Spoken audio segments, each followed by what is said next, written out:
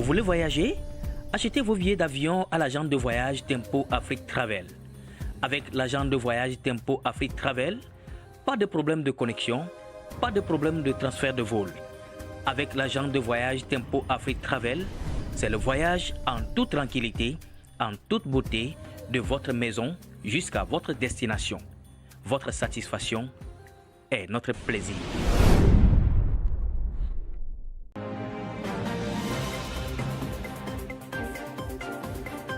Votre attention s'il vous plaît. IPTV Services. Tempo Afrique TV vous offre 6000 chaînes de télévision en direct de l'Afrique, de l'Europe et des États-Unis.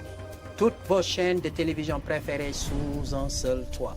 Pour des informations, appelez le numéro suivant +1 612 804 02 95 ou allez sur notre site web tempoafrique.com.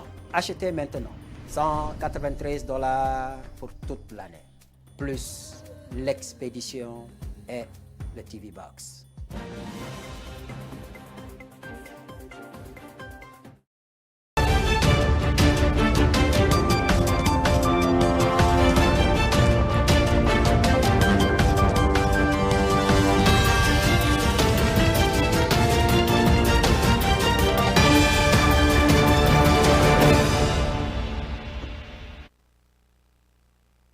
Bienvenue sur Tempo Africa TV, dans ce 16h de New York sur la chaîne panafricaine, à travers votre émission Inside Africa, que je fais le devoir d'animer chaque jeudi. Alors, le menu choisi ce soir, chers téléspectateurs, est costaud, pour ne pas dire du lourd. C'est pourquoi je vous exhorte, chers téléspectateurs, à faire du bruit durant toute l'émission.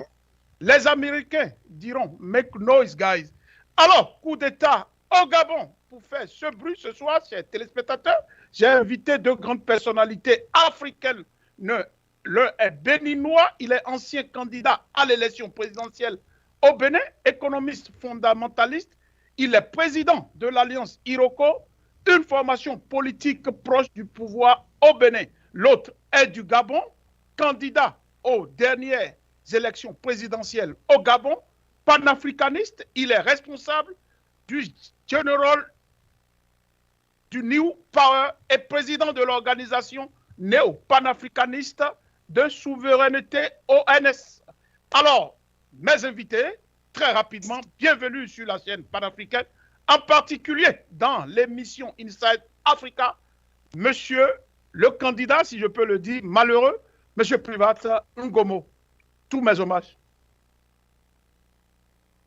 Oui, bonsoir à mes frères qui sont au Bénin. Je pense particulièrement à Bertin Kouvi. Et bon après-midi à mes frères qui sont aux États-Unis. Hein, et je pense là à Arona et puis à Malik. Alors, suis-je un candidat malheureux? Non, puisque j'ai décidé de ne plus concourir car j'ai été coopté par le collectif des sages de mon pays et des notables et dignitaires de la nation gabonaise qui m'ont exhorté à abandonner mon ambition présidentielle pour me consacrer à me battre pour une transition politique et pacifique dans mon pays. Et c'est ce que j'ai fait.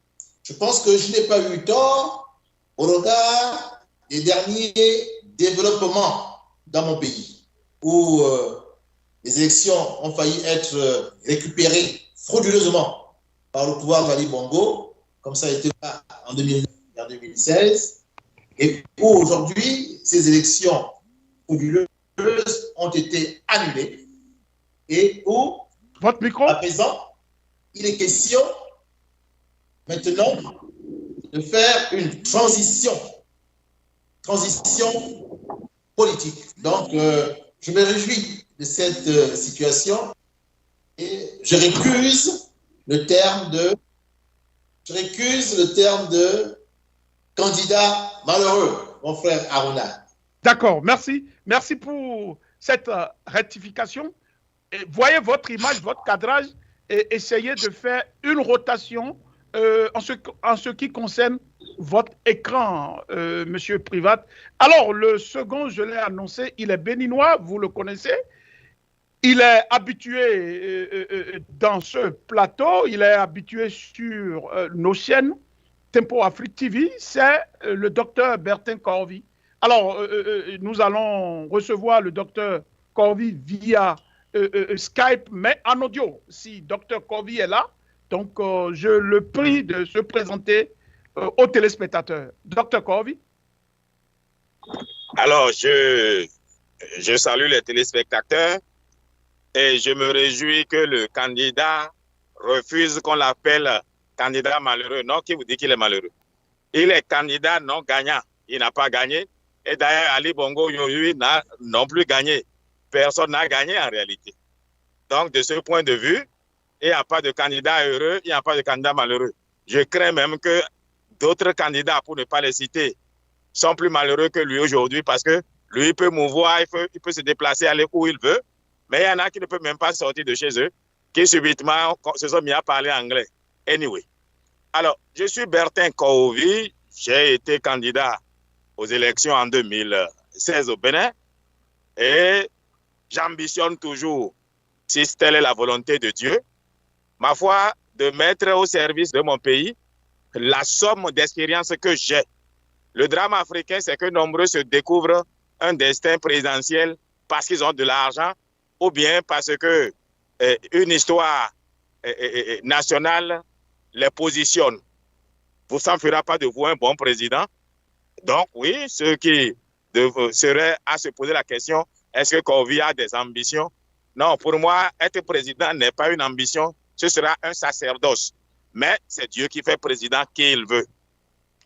Voilà. Alors, merci beaucoup, Dr Corvi, toujours intact, hein, toujours intact dans son franc-parler. Alors, ceci dit, chers panélistes, vous êtes pratiquement des habitués déjà de cette émission. Vous aurez pratiquement 3 minutes pour expliquer, pour répondre à mes différentes questions. Donc, tout de suite, nous allons planter le décor après cette virgule, cet intermède. Alors, la régie?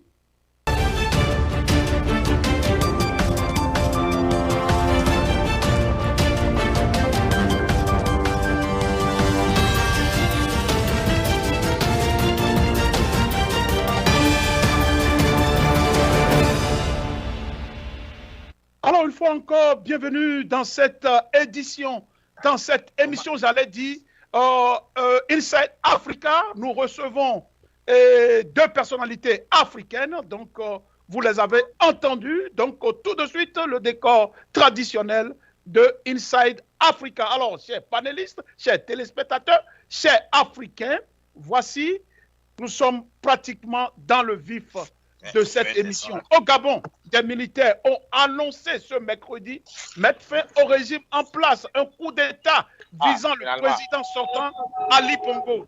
En effet, juste après l'annonce officielle de la victoire d'Ali Bongo, avec 64,27% des voix, un groupe d'une douzaine de militaires est apparu sur les écrans de la chaîne de télévision Gabon 24.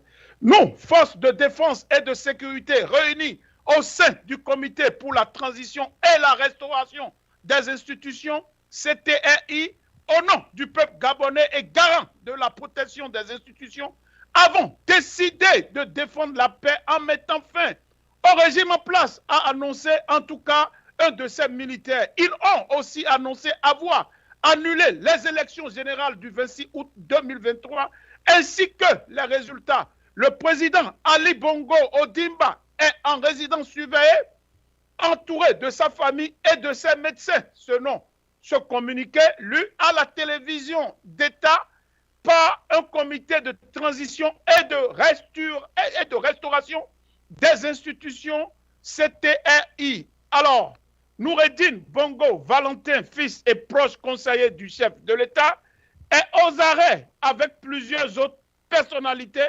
notamment pour haute trahison contre les institutions de l'État, détournement massif des deniers publics, malversation financière internationale en bande organisée, faux et usage de faux falsification de la signature du président de la République, corruption active, trafic de stupéfiants.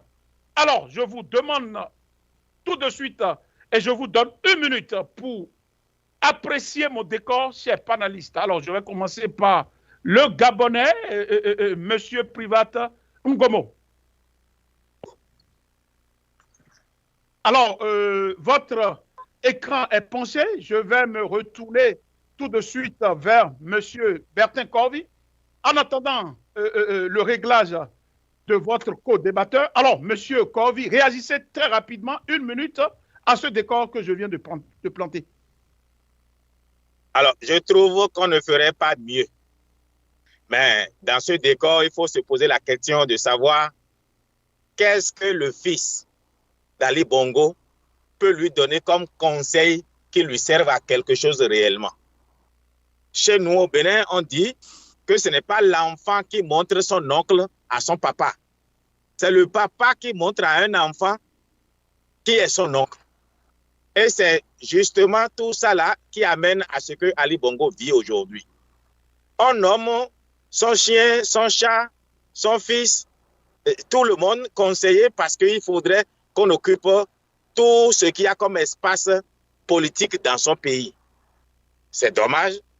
Je crois que ce qui arrive à Ali Bongo, ben, il a bien mérité, il a bien cherché.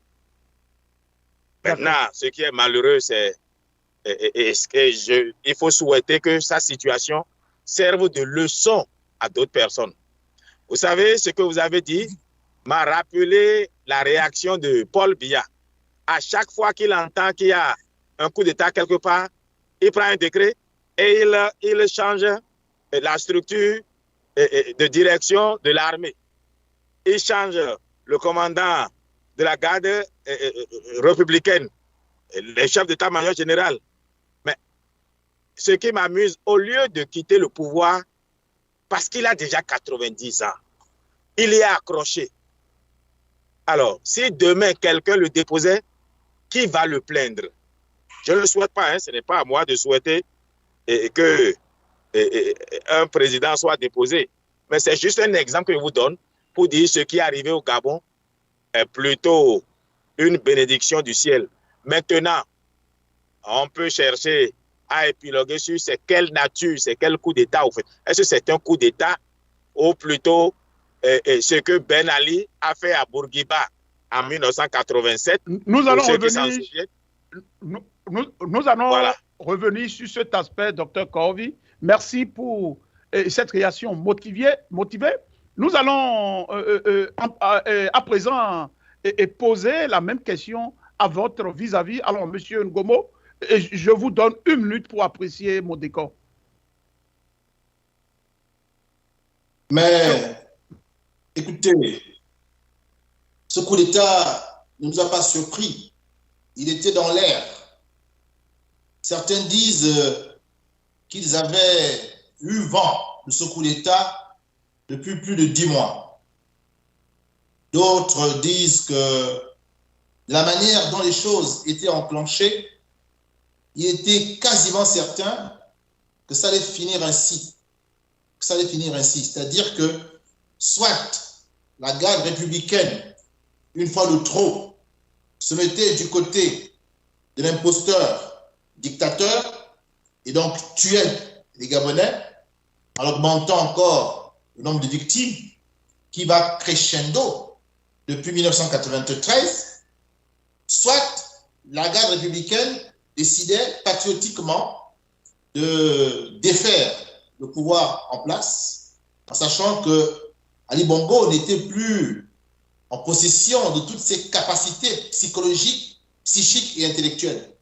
Que désormais, c'était en fait sa femme, d'origine franco-marocaine, et son fils adoptif, d'origine marocaine, sans compter ce qu'on appelle la Young Team, c'est-à-dire les jeunes d'origine diverses, hein, béninois, maliens, sénégalais, qui dirigeaient maintenant le Gabon sous la férule de la première dame. Donc, ils ont décidé, les Gabonais de la garde républicaine, de prendre leurs responsabilités et de mettre terme à cette farce. Et je pense qu'ils ont bien fait.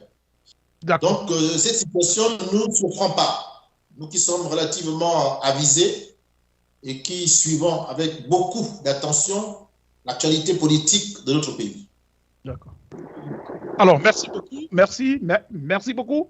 Nous allons procéder en ce moment à la première question. Et donc, je vais demander à la régie de voir le réglage technique par rapport. Il y a un petit réglage technique là, la régie. Donc, comment appréciez-vous ce coup d'État? Encore une fois, vous pouvez rentrer dans les détails, vous avez 3 minutes, au Gabon et les raisons avancées par les poutistes pour justifier ce coup de force qui a placé le président Ali Bongo en résidence surveillée où il a demandé à la communauté internationale de faire du bruit par rapport à son arrestation. Alors, monsieur Dr Corvi, et très rapidement, vous avez le plateau pour répondre à cette question. Et la question, voilà, vous l'avez entendu. Alors, Dr Corvi. Alors, je vous remercie. Il faudrait déjà que nous mettions Make Noise dans son contexte et dans ce que ça signifie dans la tête d'Ali Bongo. Ali Bongo est un musicien dans l'âme aussi, un rappeur. Donc, il a utilisé l'argot en réalité. Ce qu'il voulait dire, c'est que les gens protestent et fassent savoir ce qui lui arrive en réalité. Parce que je lis sur les réseaux sociaux, make noise, on fait du bruit, et on croit que bon, alors on peut jouer au tam-tam, on fait du bruit, mais ce n'est pas de ça que lui, il parle. Anyway. Alors, ce coup d'État n'a même, les militaires n'ont même pas besoin de donner des raisons. C'est Ali Bongo, même quand vous le voyez debout, mais vous savez bien qu'il faut que quelqu'un le sauve de lui-même, au fait. Ce coup d'État, on n'a pas besoin d'épiloguer, de chercher beaucoup de raisons à donner. Ali Bongo, même, elle a raison. Son état de santé, elle a raison. Son incapacité physique, et psychique, et intellectuelle, et psychologique, dans son état, il est diminué. Je voudrais vous donner une image. Le jour du défilé, enfin, le jour de l'indépendance, la commémoration de l'indépendance du Gabon, j'ai vu une vidéo passer, je ne sais pas si c'est le même maintenant qui a fait le coup d'État, enfin, qui est désigné pour être président de la transition, mais il y avait un soldat qui était derrière lui et qui parlait avec la première dame. Et bon, comme même grabataire, on peut toujours rester jaloux, mais il n'a pas manqué de manifester une jalousie. Et j'ai eu pitié de lui ce jour-là. Je me suis dit, le pauvre, il est là comme un légume et d'autres gèrent le pays à sa place, on le maintient président. Non, ce coup d'État, enfin, ce n'est même pas un coup d'État. Non, c'est juste une opération pour permettre à Ali Bongo d'aller se reposer et permettre aux Gabonais de reprendre le destin de leur pays en main. C'est tout ce que je vais dire à ce stade. Merci beaucoup. Alors, monsieur Privat, vous avez 3 minutes pour nous dire vraiment les raisons qui ont poussé les militaires à démettre votre président Ali Bongo, où il a demandé à tout le monde, ses amis, hein, cette fois-ci, il s'est exprimé en anglais pour dire, bon voilà, il faut faire du bruit par rapport à son arrestation, qui ne comprend rien et que sa femme, il ne voit pas sa femme, il ne voit pas son enfant. Alors, très rapidement, 3 minutes pour expliquer à ces Africains vraiment la raison, si cette raison est justifiée de ce coup d'État. Moi, j'y vois 3 raisons principales qui expliquent ce coup de force ou alors ce coup d'État. La première raison, comme l'a signifié mon frère Corvi, c'est une raison personnelle. Ali Bongo avait besoin de repos. Il fallait qu'il prenne sa retraite. Et le nouvel homme fort du Gabon a dit qu'il a mis Ali Bongo à la retraite. Il peut enfin aller se reposer. La deuxième raison, elle est politicienne. En fait, dans le clan présidentiel, il y avait désormais beaucoup de factions.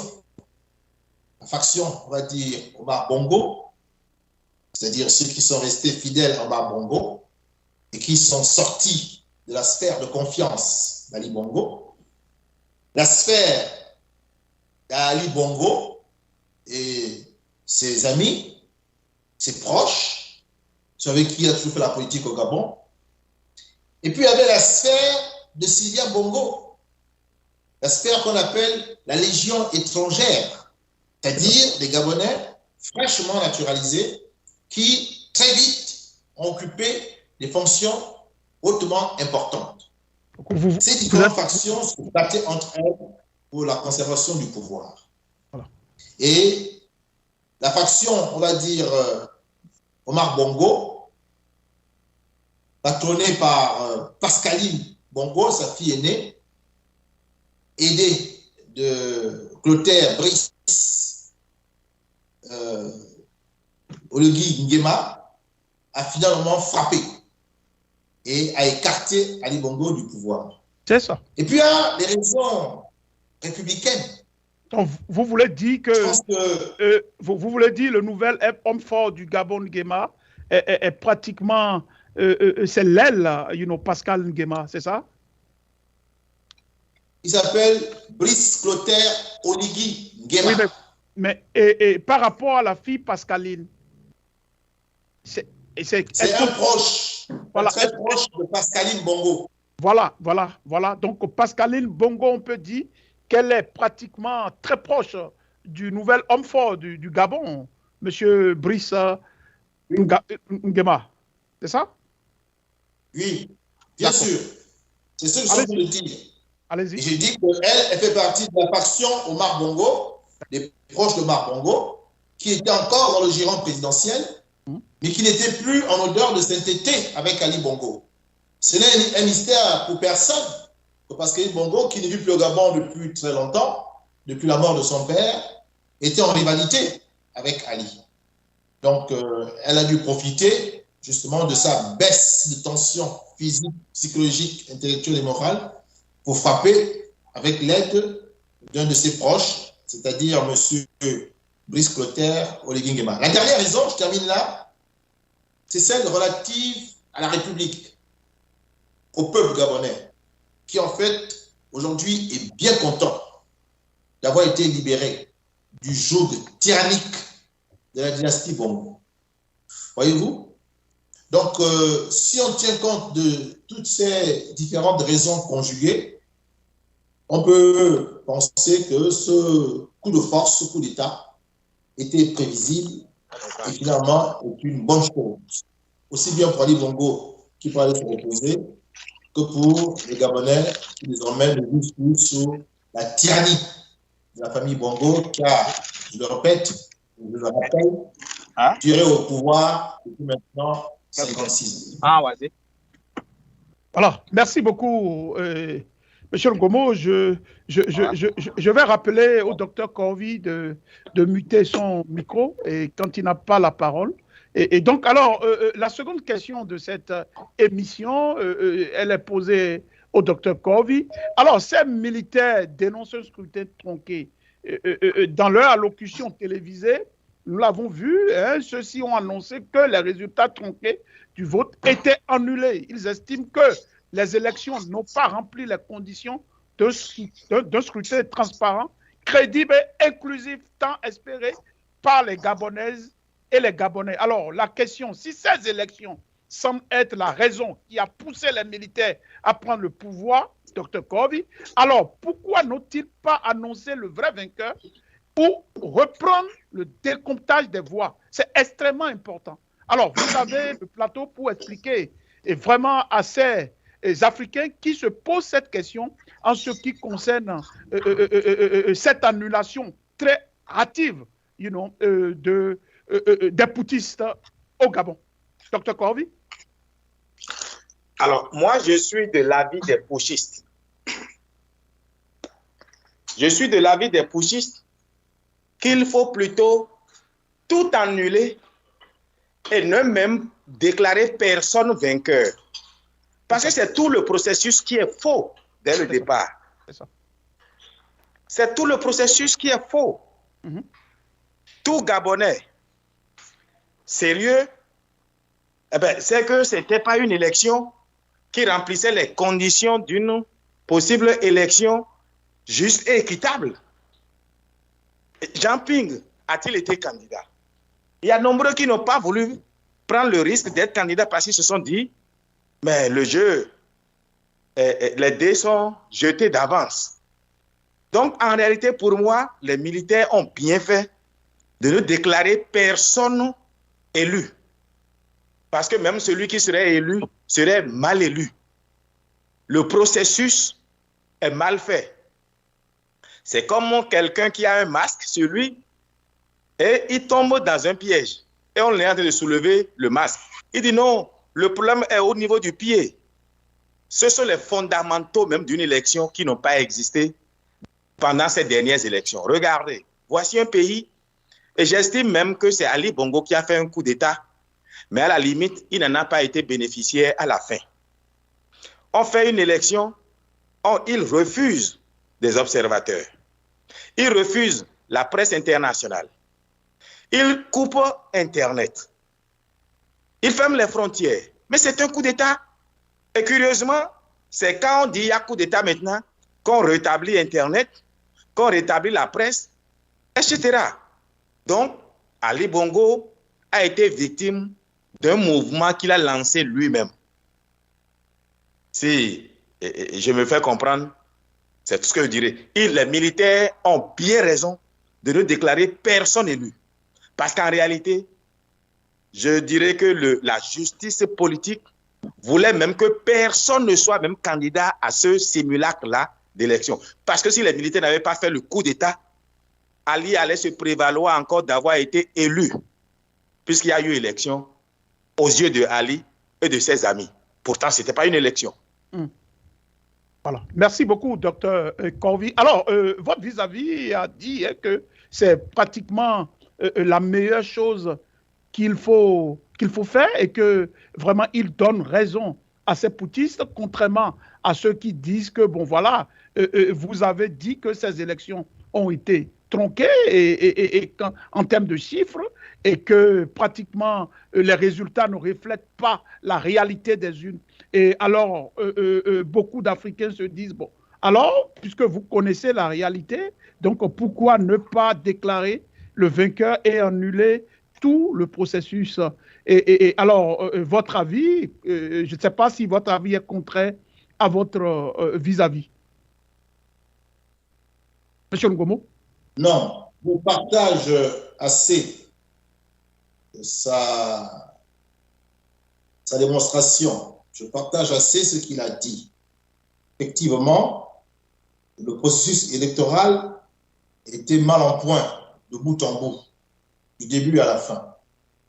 Et si l'on veut être légitime pour gouverner un pays, il faut l'être à la régulière. Et ce n'était pas le cas. C'est même la raison pour laquelle j'ai retiré ma candidature, parce que j'ai bien vu que nous nous acheminions vers une situation qui ne respectait pas les standards en matière de processus électoral. Donc, effectivement, c'est bien que les nouvelles autorités militaires du Gabon aient annulé cette élection. Mais, car il y a un mais, les élections dans mon pays ont été truffées de fraude, de maquillage, de tricherie. Ce n'est pas une première. Mais tant que le candidat qui s'imposait était celui de la France, cela ne dérangeait pas. Il se trouve que en deçà, comme Jean Ping était le candidat du peuple, et la France ne peut accepter au Gabon et dans la plupart de ses anciennes colonies, elle ne peut accepter qu'un dirigeant soit légitime et puisse s'appuyer sur le peuple. Car, de manière indubitable, il pourra remettre en cause les accords que la France a fait signer à l'aube des indépendances et qui sont léonins. Donc, pour éviter qu'un président légitime puisse remettre en cause les intérêts colossaux de la France, il est mieux pour cette dernière d'avoir toujours un président illégitime qui assoit son pouvoir sur la seule volonté de la France.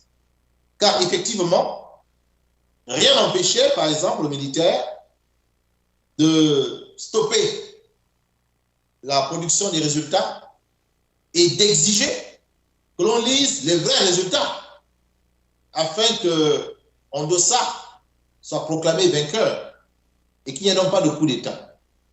C'était possible. Or, que s'est-il passé? La France a soutenu ce coup d'État militaire, qui est donc un coup d'État militaire france-africain, il faut le dire, car elle ne voulait pas d'un président qui soit élu légitime et qui puisse demain lui tenir tête, comme aujourd'hui le font des présidents comme Touadéra ou comme Assimi Goïta, même si Assimi Goïta n'a pas été élu, mais il a l'onction populaire.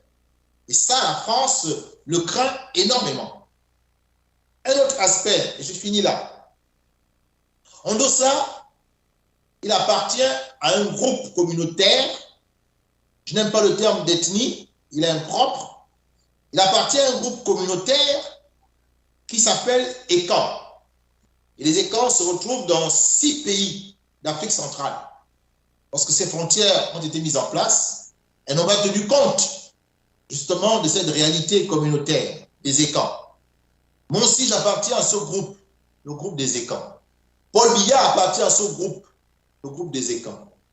Obiangema Mbaza appartient à ce groupe, le groupe des ECAN.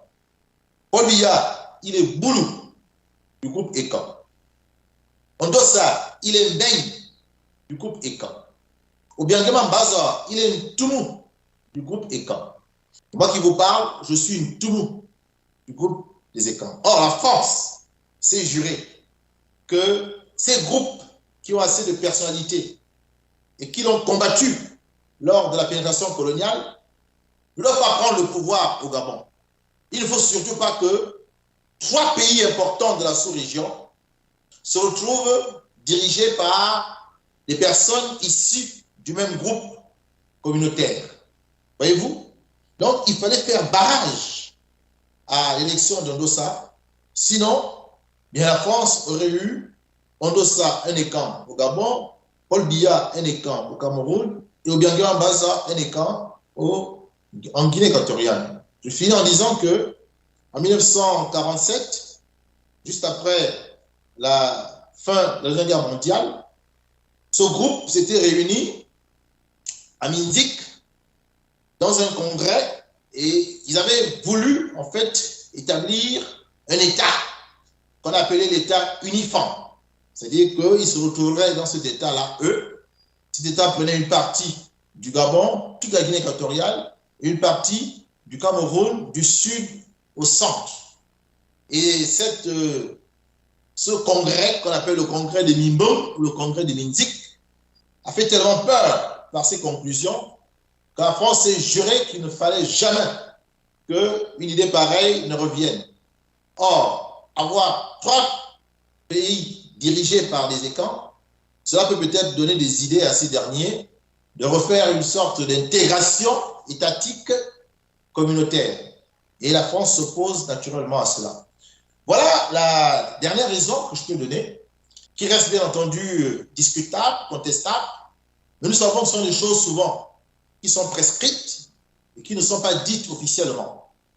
Mais je tenais quand même à sortir cet argument, car rien n'explique le fait que les militaires auraient pu très bien s'accommoder d'un processus électoral irrégulier, car ça a été le cas depuis 1993, et faire en sorte que Ondossa soit reconnu vainqueur et puisse prêter serment. Rien ne l'interdisait. Or, ce choix n'a pas été fait. Et je pense que les raisons, ce sont celles que je viens de vous énoncer là. Bon, très bien dit. Alors, je vais laisser votre vis-à-vis réagir très rapidement sur cet aspect très important qui échappe peut-être au grand public et c'est quand même vraiment pertinent. Alors, Dr Korovi, sur cet aspect, très rapidement, vous avez 1 minute pour réagir. Alors, quand moi j'ai écouté le professeur Ondo Osa et décliner une partie de son programme, je savais qu'il ne serait jamais investi président au Gabon tant que les Français existeraient. Parce qu'il a un programme qui apporterait réellement le développement. Et je parlerai d'économie fondamentale au Gabon. Vous voulez dire qu'il a un discours de gauche? Pas forcément de gauche, mais un discours juste, ce qu'il faut. Ce n'est pas ni droite ni gauche, non. Mais ce qu'il faut pour développer un pays, c'est-à-dire qu'il voulait être président pour le Gabon et non président au Gabon au nom de quelqu'un d'autre. Et ça, parce que moi, homme politique, j'aime écouter les autres et écouter leurs propositions. Donc, je savais que même s'il gagnait le suffrage des urnes investies, cela m'étonnerait. Maintenant, je voudrais rappeler à notre invité qui est aussi fan, d'abord, c'est à la prononciation du nom du président Obiangema Mbazogo que j'ai su tout de suite qu'il est fan. Alors, que celui qui a fait le coup d'État aussi est un fan. Donc, en réalité, c'est le soleil des fans qui s'est levé. Les fans, on les trouve aussi une partie, une petite minorité au Congo-Brazzaville et on trouve quelques traces en Centrafrique. D'ailleurs, Mariam Gouabi était un fan en réalité. Et il est du même ethnique et culturel. Et c'est un peuple très intelligent, très courageux et très attaché à sa liberté, au fait. Voilà. Mais maintenant, le premier président du Gabon, Léon Mba, était un fan. Mais un fan qui n'a pas manqué de dire que le Gabonais est d'abord français avant d'être Gabonais. Donc, voyez-vous, je partage sa crainte. Et dès les premières heures, j'avais déjà écrit, et M. Aruna, vous vous souviendrez que j'ai écrit, après j'ai supprimé. Je ne voulais pas être taxé de quelqu'un qui dénigre les autres. J'avais déjà dit que ça, ce n'est pas un coup d'État. C'est la France qui veut empêcher les vrais résultats d'être proclamés parce que la France sait que si Ondo Osa se met à réclamer sa victoire, Ali Bongo, dans son état de santé, ne pourra pas vraiment tenir. Et ce qui est arrivé en 2000, Gbagbo, qui a pris le pouvoir par la rue, pouvait arriver au Gabon. Et pour éviter ça, il fallait vite annuler tout le processus. Mais ceci étant dit, le processus annulé, il faut des élections désormais inclusives et justes, qui est notre ami qui est sur le plateau. Et ça ne me déplairait pas de le voir président, il est encore bien solide et pétillant de bonnes idées. Si Ondo Osa devenait président, oui, si Ondo Osa devenait président, c'est que lui, il est éliminé pour toujours. Donc, c'est une opportunité qui est offerte à tout Gabonais aujourd'hui. Et je souhaite maintenant que le Gabon travaille à un processus juste et équitable. Il faut endoctriner le peuple à défendre le processus électoral. Il ne faudrait plus que ce soit juste, ma foi, une tricherie organisée, un simulacre de démocratie. Il faut que le départ du clan Bongo permette réellement la renaissance du Gabon. Je voudrais aller sur quelque chose qu'il a dit, qui est totalement vrai. Très rapidement. Pascaline, depuis que son frère est devenu président, a été pratiquement traitée comme une étrangère dans la République gabonaise. Alors qu'au temps de leur papa, elle était presque la vice-présidente. Elle avait même plus d'influence sur la politique et sur les affaires politiques du pays que son frère, qui est devenu en tant que président, qui ne lui a pas pardonné, qui l'a mise à l'écart, l'a humiliée, les histoires de elle voyage avec des avions, et patati et patata. Bref, donc elle a pris sa revanche et celui qui est présent aujourd'hui, il est du clan. En réalité, c'est presque ce qui est arrivé en Guinée équatoriale. Mathias Nguema, qui est enlevé par son chef sécurité qui était Obiangema. Et voilà quoi.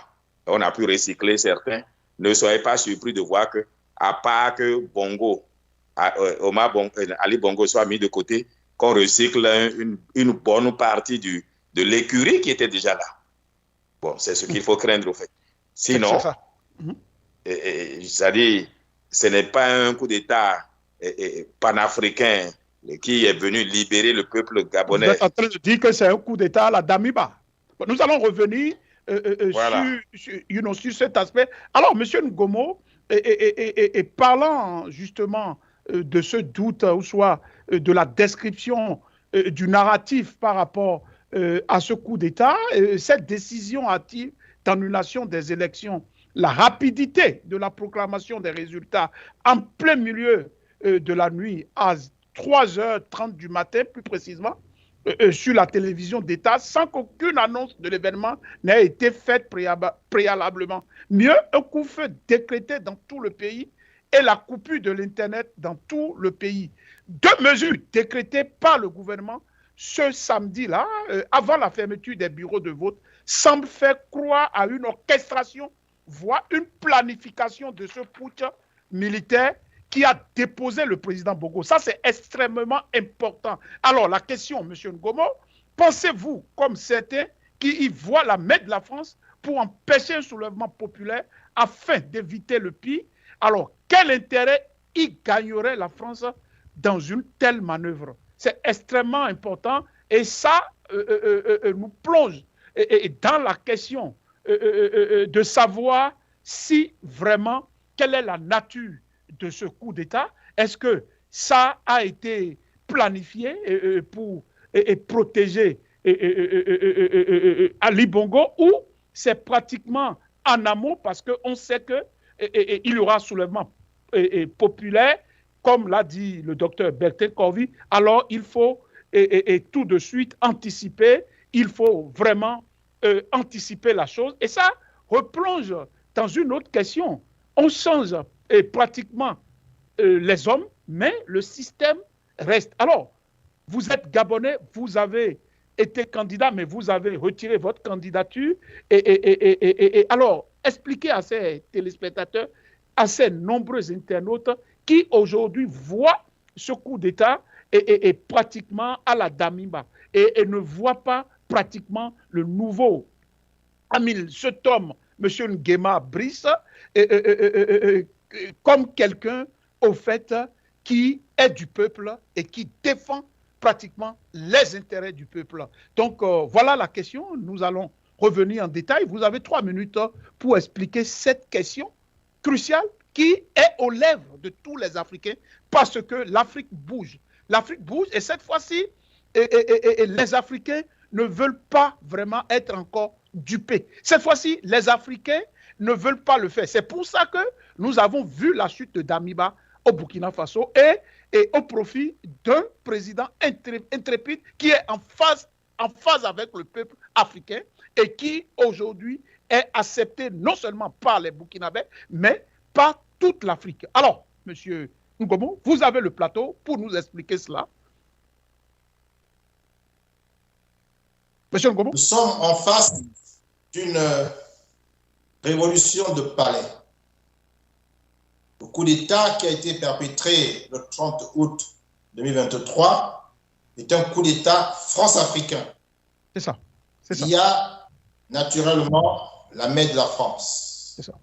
Et nous avons tantôt explicité les différentes raisons qui justifient que la France n'ait pas voulu d'un président élu légitimement avec une capacité de transformer le pays et donc de manière inéluctable de remettre en cause les intérêts colossaux de la France. C'est ça. Donc, il est clair que la France ne reste pas indifférente à tout ce qui se trame au sommet de l'État gabonais, puisque dans notre pays, elle a énormément d'intérêts. Les richesses du Gabon appartiennent d'abord à la France. Elles garantissent à la France son industrialisation, son économie, son train de vie. Il est donc clair que l'homme qui doit, ou la femme qui doit présider au destin du Gabon doit être pour les Français sous leur coupe, pour qu'ils ne perdent pas toute la richesse de cette poule aux œufs d'or. Donc, ne pensez pas un seul instant que la France est indifférente ou qu'elle est absente. Elle est bien présente. C'est un coup d'État France-africain. Wow. Maintenant, comment faire pour s'en sortir? Pour s'en sortir, je pense qu'il faut d'abord que des facteurs primordiaux soient pris en considération.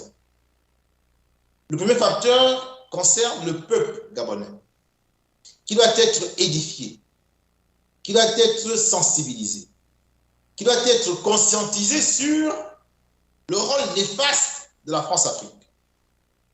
Dans mon pays, beaucoup de Gabonais sont persuadés que la France n'est pour rien dans la déliquescence du Gabon, dans la gabégie, dans la corruption.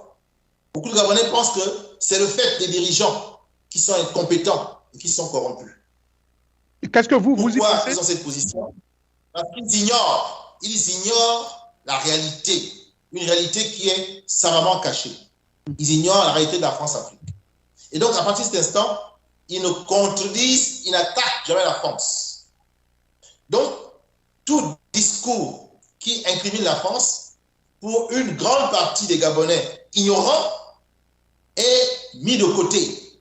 C'est une forme de déresponsabilité de ceux qui tiennent ce discours, de ne pas assumer leur propre échec. Voilà une position qui existe au Gabon. Elle est majoritaire. Et tant que cette position sera majoritaire, eh bien la France-Afrique a encore de beaux jours devant elle au Gabon. Croyez bien que ça me désole, moi qui ai pris conscience de cela et qui me bats pour sensibiliser les Gabonais sur une lutte anti-France-africaine désormais nécessaire pour la reconquête de notre pleine et entière souveraineté. Voici pour le premier facteur, le facteur populaire. Ce facteur, voyez-vous, il n'est pas le même au Mali, il n'est pas le même au Burkina Faso. Pourquoi? Parce que le Mali et le Burkina Faso ont connu des leaders qui ont prôné ces idées. Thomas Sankara au Burkina Faso et Modibo Keïta au Mali. Au Gabon, malheureusement, nos leaders ne parlent jamais ainsi parce qu'ils craignent la France, parce qu'ils sont trop attachés à leurs intérêts, parce qu'ils comptent sur la France pour arriver aux affaires. Donc, il y a de la part des leaders gabonais une couardise, une lâcheté qui fait que, étant bien conscients du rôle vicieux et néfaste que joue la France-Afrique, étant bien conscients de cela, ils préfèrent se taire pour ne pas se fâcher avec la France ou même pour ne pas perdre la vie. Et à partir de là, tant que l'élite politique gabonaise va refuser de prendre à bras le corps ce combat, eh bien la France-Afrique, là encore, a de beaux jours devant elle. Il faut donc que nous réussissions dans les années à venir deux choses. La première, avoir une classe politique de plus en plus courageuse qui pointe du doigt les vrais problèmes, qui décide d'attaquer le mal à la racine, et notre mal, c'est la France-Afrique. Il faut être clair désormais. Et il faut que ces leaders-là instruisent le peuple, conscientisent le peuple et édifient le peuple sur ces différents enjeux. De sorte que, d'ici 7 ans, peut-être que nous aurons beaucoup plus d'hommes politiques courageux qui s'attaqueront à la France de façon frontale ou à la France-Afrique, et une population qui va prendre conscience que ces leaders-là sont dans le vrai et qu'il faut les suivre. Pour l'instant, au Gabon, nous n'avons pas encore atteint la masse critique ni au niveau de l'élite. Nous sommes très peu nombreux à avoir ce discours. Nous sommes peut-être 3 ou 4 dans les 1000 hommes politiques qui existent au Gabon. Et pour ce qui est de la masse gabonaise, la masse critique n'est pas encore atteinte, puisque quand vous posez la question, comme ça, tout va, on vous dira que la France n'y est pour rien. Ce sont nos dirigeants qui sont à l'origine des différentes situations de marasme que nous connaissons. Voilà ce que je peux vraiment dire. Hein, merci beaucoup. Je pense que qui m'attise beaucoup, mais c'est pertinent cette analyse, oui. Et surtout le fait que vous aviez pointé du doigt cette dichotomie entre la réelle politique au Mali et au Burkina Faso. Vous avez pratiquement rappelé que ce Gabon n'a pas connu ces vaillants leaders, ces vaillants révolutionnaires, et pour ne pas dire ces panafricanistes. Et cela titube, ce qui explique ce balbutiement au niveau du Gabon. Et ce baromètre, ou soit cette maturité qu'on vit aujourd'hui au Mali et au Burkina Faso, n'est pas du tout le même au Gabon. C'est extrêmement important et nous allons titiller sur ça dans cette émission. C'est extrêmement important pour montrer que le cas du Gabon est pratiquement spécifique dans ce prétend de coup d'État et que c'est une exception. D'ailleurs, nous avons vu que ce prétend qui a débuté au niveau de l'Afrique de l'Ouest, aujourd'hui atterrit au niveau de l'Afrique centrale. C'est quand même important et nous allons revenir sur cet aspect. Alors, pour le moment, je vais poser la même question, mais comment dirais-je, d'une autre façon et avec une autre tournure et à votre vis-à-vis, docteur Corvie. Alors, docteur Corvie, l'autre analyse qui bat en brèche, la première analyse est pratiquement de votre vis-à-vis qui a pointé du doigt la France-Afrique, la responsabilité de cette France et dans ce coup d'État qui est pratiquement planifié, comme il a expliqué. Donc, ce qui, comme je l'ai dit, bat en brèche la première analyse en ce qui concerne toute implication de la France, qui a d'ailleurs timidement condamné ce coup d'État de force, et ce coup de force plutôt, contrairement aux autres pays comme le Niger, le Mali, le Burkina Faso et la Guinée. Et cette condamnation a été très timide de la part de la France. Et le fait que la France pourrait, et ça c'est très important, pourrait lâcher Ali Bongo pour se mettre en phase avec la nouvelle donne qui emporte tout État africain complice de la France en changeant un leader contesté par un sauveur maquillé par la France tout en maintenant le même système néocolonial décrié par les Africains. Docteur Bertin, c'est extrêmement important ce point-là. Alors, Ali Bongo n'est-il pas lui-même, par hasard, et victime par la France, qui opte déjà pour un nouvel ordre en Afrique francophone, vu le nouveau contexte? La dynastie change peut-être de phénotype, mais le génotype reste toujours le même. Le même parallélisme avec le Tchad, où Déby père a été démis, mais remplacé par son fils, aujourd'hui président malgré un coup de force constitutionnel. C'est-à-dire, on change celui qui est contesté et celui qui n'est plus en phase avec, comment dirais-je, la France. Et la France, connaissant la nouvelle dynamique africaine, aujourd'hui, change d'homme pour quand même blaguer les Africains au profit d'un homme qu'on croit populaire, mais qui est pratiquement du système. Et c'est ça aujourd'hui ce que les Africains sont en train de craindre.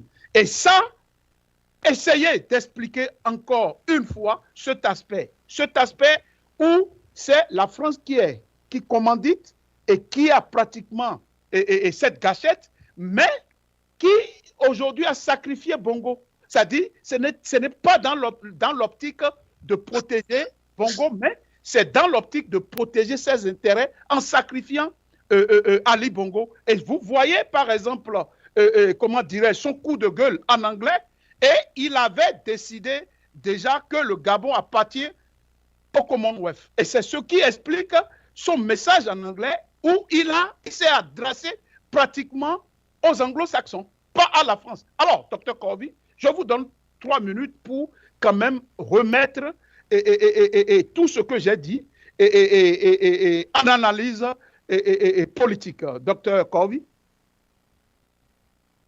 Alors, moi, je je m'attribue, j'accepte tout ce que notre invité a dit, mon vis-à-vis a dit, mais je voudrais aussi ajouter quelque chose. Le Gabon a été le temple, sinon le gardien de la politique france-africaine de la France.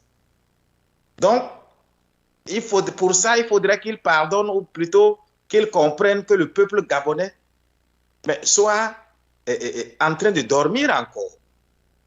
Ceci étant dit, il faut bien, on peut ne pas aimer Ali, Ali a fait beaucoup d'erreurs, mais Ali a été le premier en fait à commencer par s'éloigner de la France-Afrique. C'est ça. Et c'est ça d'ailleurs qu'il paye aussi aujourd'hui quelque part, avoir amené le Gabon dans le giron du Commonwealth. C'est ça. Ça, les Français l'ont vraiment mal pris. C'est ça. Parce que vous ne pouvez pas être de la francophonie et vous réclamez encore du Commonwealth. Et il en faisait une fierté. C'est ça. Donc, Ali avait commencé par se rebeller contre la France-Afrique, oubliant que sans la France-Afrique, Omar Bongo n'aurait jamais existé. Et si Omar Bongo n'a pas existé, lui n'existerait pas. Donc, effectivement, le coup d'État qui a été fait est un coup d'État france-africain contre quelqu'un qui commençait par se libérer de l'emprise de la France. Malheureusement, sa santé ne lui permettait plus d'être à la tête de l'État gabonais. Et s'il avait été logique envers lui-même, il devrait permettre à Ondo Ossa, qui incarnait réellement ce qu'il essayait de faire ces derniers temps, il aurait dû lui transmettre le pouvoir pour sortir par la grande porte. Et c'est là où Ali a échoué en réalité. Parce que seul quelqu'un intellectuellement bien équilibré, comme le professeur, bien en santé, et qui comprenne les problèmes du Gabon, pouvait faire ce que Ali essayait de faire. Mais Ali essayait de faire la même chose parce qu'il a écouté les activistes panafricains, il veut plaire à la jeunesse, il veut être dans l'ère du temps. Sinon, Ali Bongo avait déjà commencé par essayer de se départir de la France-Afrique. Et ça peut expliquer aussi qu'on le laissait tomber. Écoutez les éléments de langage. Mais tous les journalistes sur les télés françaises disent pratiquement la même chose. Ce n'est pas un coup d'État. Personne ne condamne, tout le monde comprend, et patati et patata. Mais quand on dit qu'au Gabon, il y a une élection frauduleuse, il y a une élection qui ne remplit pas les conditions, est-ce qu'au Niger, il y avait une élection juste, ou plutôt, vous connaissez un pays francophone qui fasse une élection juste et équitable depuis? Non, donnez-moi un seul pays où vous pouvez dire que l'élection a été juste et équitable, remplissant les conditions d'une démocratie. Non, il n'y en a pas. Donc, le Gabon, bon, lui, il a exagéré, c'est-à-dire, c'est comme au temps où on fait des élections et on a 110%. Et le gars dit, mais c'est trop, 110%, on ne peut pas avoir 10 encore en plus diminué. Donc, c'est le candidat même élu qui trouve qu'on ne peut pas, il ne faut pas qu'on ait 110%.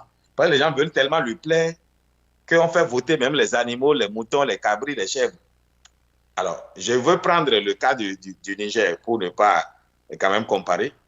Mais il y a eu à Tawa, il y a 36 000 électeurs. Bazoum a 38 000 électeurs qui ont voté pour lui et son challenger a 3 000 qui ont voté pour lui alors qu'il n'y a que 36 000 inscrits. Comment ça peut s'expliquer? Et c'est ce qu'on a proclamé comme résultat. Ceux qui proclamaient n'ont même pas pris la peine de se rendre compte que quand on fait le total des suffrages exprimés pour les deux candidats, ça dépasse le nombre de votants potentiels qu'on a sur la fiche. Alors, nos élections, c'est un simulacre. Et moi, je ne me raconte pas des histoires. Je crois qu'il faudrait que nous cherchions un système politique qui nous corresponde. Notre démocratie qui est basée sur du faux, qui veut copier les Européens, ça, ce n'est pas une démocratie, ça. Si c'est ça qu'il nous faut, alors allons chercher un autre modèle, ou redevenons encore un royaume, ou autre chose. Donc, oui, Ali essayait de s'éloigner un peu de l'emprise de la France, mais il n'est pas l'homme qui peut le faire. Parce qu'il est le produit, justement, de cette France-Afrique-là. Vous ne pouvez pas mordre la main qui vous a nourri. Donc, comme dans la mafia.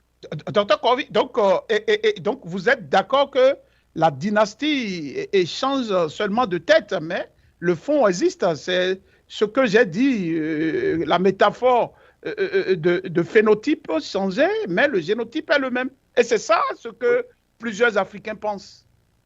Mais il y a dans la mythologie, j'ai oublié, ce serpent à qui, quand on lui coupe une tête, ben, il repousse encore 2. On coupe les 2, il repousse 4. En réalité, on a changé pour que rien ne change, en réalité. Ce coup d'État, c'est pour que rien ne change au Gabon qu'il y a eu coup d'État. Mais même les petits soldats de basse classe qui dansaient, qui sautaient, n'ont pas compris réellement les enjeux. Et d'ailleurs, un coup d'État sérieux, vous ne verrez jamais le commandant en chef se faire porter, jeter en l'air par... Non, ça ressemblait à une comédie. C'est ça. Parce que, attends, quand j'ai vu ça, j'ai dit, mais c'est la catastrophe. Le Gabon va tomber de Chari dans Silla.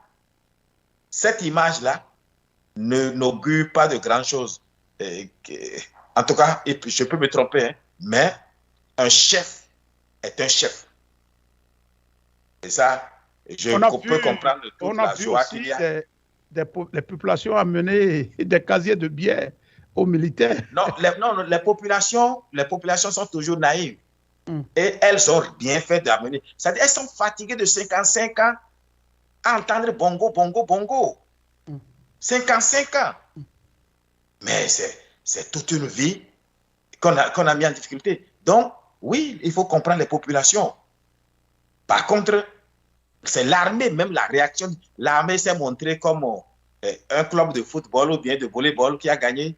Ils ne prennent pas la mesure, la gravité de l'acte posé et la responsabilité qu'est d'être à la tête d'un État.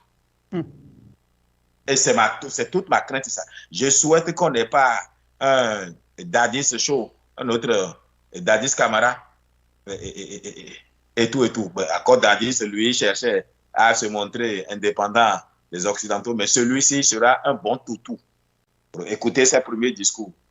Regardez-le dans sa posture. Voilà. Il n'y a rien à attendre de lui. De l'intérêt premier du Gabonais, je crains qu'il ne puisse pas remplir ces conditions-là. Mais, attention, De Gaulle dit que le pouvoir peut révéler le génie qui se cache en vous. On peut l'avoir choisi parce que c'est un toutou et va se révéler être un bon dirigeant. Prenez Poutine. Poutine a été choisi par les oligarques qui croyaient qu'il était manipulable, il était serviable. Bon, c'est lui qui les a cassés tous et a mis la Russie au centre de ses intérêts. Voilà. Bon, celui-ci peut nous surprendre en faisant ça. Merci beaucoup, Dr Corvi. Alors, Monsieur Privat, vous avez entendu l'autre analyse qui dit que, bon, voilà, il y a la main de la France, mais pas pratiquement au bénéfice de Ali Bongo, mais, comment dirais-je, pratiquement dans leur propre intérêt, tout en sacrifiant Ali Bongo. Et la question, dans cette question, c'est quoi? Et vous avez vu l'allocution, le message du président militaire Nguema qui dit que tous les engagements de la France tous les engagements du Gabon seront respectés. Et cela justifie beaucoup de choses. Est-ce que vous voyez? Donc, Monsieur Nguema aujourd'hui, et vous ne pensez pas que c'est un autre pion, c'est un autre pion de la France-Afrique. Et qu'est-ce que vous, de l'opposition, est-ce que vous êtes conscient de ce phénomène?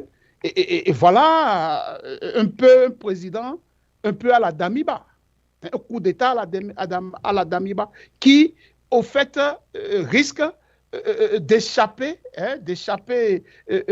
au peuple, cet espoir de changement, de finir avec la dynastie Bongo. Est-ce que vous pensez que cette dynastie va vraiment disparaître? Monsieur Alors, je pense que la dynastie Bongo, c'est fini. C'est terminé. et elle sera un piètre bilan, car elle a été aux affaires pendant 56 ans. Elle a été à la tête d'un pays excessivement riche et le Gabon aujourd'hui présente un visage qui n'est même pas digne d'être comparé à celui de la Guinée équatoriale à côté, ou même du Rwanda qui n'a même pas une goutte de pétrole. Donc, Monsieur Ngomo, Monsieur Ngomo, pour nous, l'épisode Bongo est terminé. Voilà, mais Dynastie Bongo est terminé. Mais Monsieur Ngomo, je ne suis pas trop d'accord avec vous. Je ne suis pas trop d'accord avec vous parce que vous venez de dire, vous avez fait le rapprochement entre Monsieur Nguema, le président actuel, et Pascal Bongo. Et on sait qu'il est cousin du président déchu. Et donc, comment est-ce que cette dynastie, dans le fond, va disparaître? Il y a un doute et il y a encore, comment dirais-je, la main de la France. Il y a toutes les sociétés françaises qui sont là. Et vous venez de dire que le mental gabonais n'est pas le même que le mental malien ou le mental burkinabé. Donc, les Africains aujourd'hui, on se doute, ils ont cette façon de penser qu'il y a un problème en ce qui concerne ce coup d'État. Et ils ne sont pas... Et quand on fait le parallélisme avec le Tchad, vous avez vu, comment dirais-je, Macron arriver, légitimer le fils de Déby. Et bien avant ça, Déby, et comme l'a dit votre vis-à-vis, a commencé déjà à prendre ses retraits et cette distance, j'allais dire, de la France. Et c'est ce qui lui a coûté la vie. Et il a été remplacé par son fils en dépit de ce coup d'État constitutionnel. C'est la même chose qui se passe au Gabon. Donc, on change l'homme, mais le système reste. Très important cette question, M. Ngomo, puisque vous êtes pratiquement une nouvelle étoile et cette race rare des Gabonais qui, quand même, vous avez lutté, vous continuez de lutter contre cette France-Afrique. M. Ngomo, c'est la question. Mais j'étais en train de vous répondre en vous disant que le Tchad de 2021, c'est le Gabon de 2009. Lorsque le président Déby meurt et que son fils le remplace, c'est ce qui se passait en 2009 quand Omar Bongo est mort et qu'il a été remplacé par son fils adoptif Ali Bongo. Oui, la comparaison est juste. Mais pour 2023, je vous dis, un Bongo, président de la République, c'est terminé. C'est ça. Maintenant, le système Bongo PDG, lui, n'est pas encore fini. Mais la dynastie Bongo au pouvoir, à la tête du Gabon, c'est terminé. Il n'y a donc une différence entre une famille au pouvoir, qui ne le sera plus, et un système Bongo qui demeure encore, qui a encore ses racines. Et c'est le temps qui va faire en sorte que ce système disparaisse au fur et à mesure. Car il y a une dynamique de l'histoire qui va s'imposer. Je veux dire également que la France a besoin que le Gabon soit stable. Elle a besoin d'une stabilité du Gabon pour pouvoir faire ses affaires comme elle le réalise depuis 1960. Le président de la transition, Oligui Nguema, a dit que le Gabon va respecter ses engagements. Je pense qu'une personnalité comme Ondossa, nommé Premier ministre, a toutes les compétences et toutes les capacités pour faire en sorte que le Gabon soit stable et que le minimum que l'on peut donner à chaque Gabonais soit un acquis. Et si, car je vous l'ai dit, et si le professeur pour les Gabonais, pour l'instant, ce n'est pas la question de la France-Afrique qui les interpelle, c'est le quotidien. Et un Premier ministre comme Ondossa, qui est un maître de l'économie, a toutes les compétences pour gérer le quotidien que ne faisait pas Omar Bongo ou Ali Bongo. C'est ça. Donc rien qu'une gestion du quotidien qui permettrait à la France de continuer à piller nos ressources, les Gabonais s'en contenteraient déjà. Les combats, il faut les mener les uns après les autres. C'est ça. Moi, je suis assez exigeant pour vouloir justement régler tous les problèmes une bonne fois. Voilà pourquoi je m'attaque à la source du mal. Mais je suis en minorité dans ce pays. Et il faut marcher au rythme du peuple. Thomas Sankara, qui est un maître à penser pour moi, un maître politique, disait qu'il vaut mieux faire un pas avec le peuple que 10 pas sans le peuple. Et le peuple gabonais apprécierait déjà que les 25% des richesses du Gabon que la France nous octroie, quand elle-même elle prend nous 75%, que ces 25% soient déjà bien gérés. Pour la majorité des Gabonais, c'est déjà ça le défi. Voyez-vous? Et Ondossa pourrait effectivement avoir une meilleure gestion des 25% que ne le firent Ali Bongo ou Omar Bongo. Et ce serait déjà beaucoup pour les Gabonais de pouvoir se loger, de pouvoir payer les charges quotidiennes, de pouvoir assurer la scolarité des enfants, de pouvoir vivre décemment, avoir une maison, avoir une parcelle de terre, construire. Pour les Gabonais, ce serait déjà possible. D'accord? Et c'est peut-être le défi que le président Oligui Nguema doit relever avec le prochain Premier ministre, et j'espère que ce sera M. Ondossa, qui pour l'instant revendique sa victoire, mais il n'a pas les moyens d'imposer à la France, d'accord, ses desiderata. Si la France a décidé que Oligui Nguema sera le prochain président, eh bien ce dernier va prêter serment le lundi prochain, c'est-à-dire le 4 septembre. Et la France fera la proposition à Ondossa d'être le prochain Premier ministre. Comme ça, il pourra se préparer à la fonction présidentielle. C'est un deal que j'imagine volontiers, qui peut finalement couper la poire en deux. Oui, Ondossa n'aura pas été président de la République, parce que la France ne le veut pas, mais la France pourra le mettre au poste de Premier ministre pour qu'au moins il puisse garantir une certaine stabilité et une meilleure gestion de l'économie de son pays, ce qui donnerait quand même à la France la possibilité de continuer, comme elle le fait, à piller allègrement nos richesses. Voilà ce que je peux vous dire par rapport à la manière dont la transition pourrait finalement à la fois satisfaire la France, qui garde la haute main, et satisfaire les Gabonais. Voilà, Monsieur Nkomo, si cela se passait comme ça, dans ce schéma, est-ce que vous supportez ça en tant que panafricaniste? Est-ce que vous allez supporter ce tandem Nguema? Je viens de vous dire que Thomas Sankara, qui est un maître à penser, disait qu'il vaut mieux faire un pas avec le peuple que 10 pas sans le peuple. D'accord.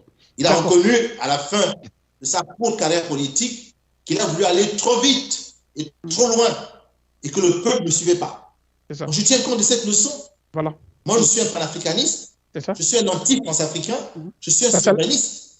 Si vous demandez moi ce que je voudrais pour mon pays, et ce que j'aimerais que les Gabonais veuillent pour leur pays, je vous dirais que je veux un Gabon où la base militaire française est démantelée, plus de 6e BIMA. Je veux un Gabon qui n'a plus de monnaie du franc CFA, qui a une monnaie nationale ou une monnaie régionale, pilotée par des Africains de la sous-région, ou bien des Gabonais, c'est national. Je ne veux plus que la France s'ingère dans nos affaires, que la France devienne un partenaire au même titre que la Chine ou bien que le Paraguay, et que nous avons un partenariat gagnant-gagnant. Je veux que la langue française ne soit plus la langue officielle, que nous ayons maintenant des langues comme le Lingala pour la sous-région, ou bien comme le Swahili pour le continent, qui sont des langues africaines.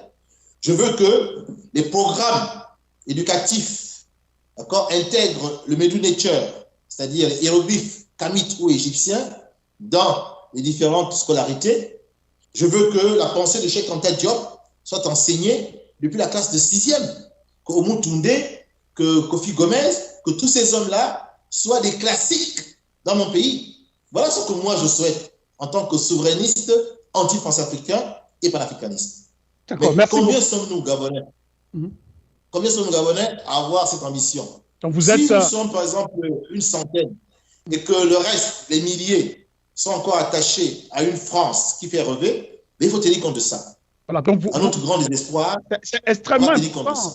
c'est ça, c'est la politique, elle est ce qu'elle est, et surtout la réelle politique. Et il faut compter avec la réelle politique. Alors, docteur Corvi, votre micro est muté, et voilà, donc, et nous tirons déjà vers la fin de cette émission pratiquement une avant-dernière question. Face à cette fréquence des coups d'État en Afrique francophone, n'est-il pas légitime de se poser la question de savoir quel sera le prochain pays qui sera emporté par ce printemps des coups d'État? C'est la question que plusieurs Africains se posent. Il y a une fréquence de coups d'État.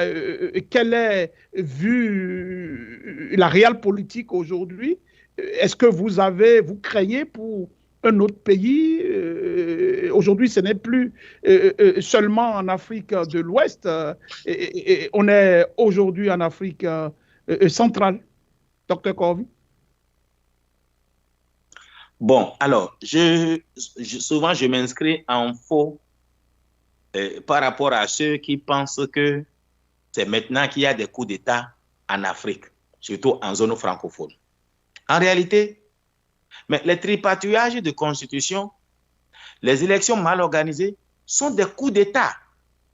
Et tout ça là est possible parce que on se sert de l'armée pour y parvenir, mais ce n'est pas un militaire qui prend les rênes du pouvoir.